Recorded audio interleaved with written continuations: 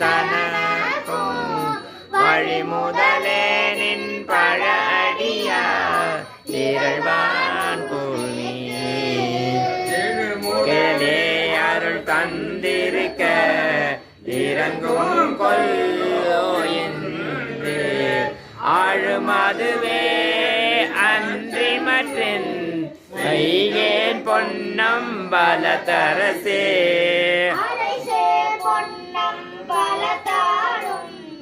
அமுதே என்றுன் நோக்கி இறை தேர் கொண்டு இரவு பகல்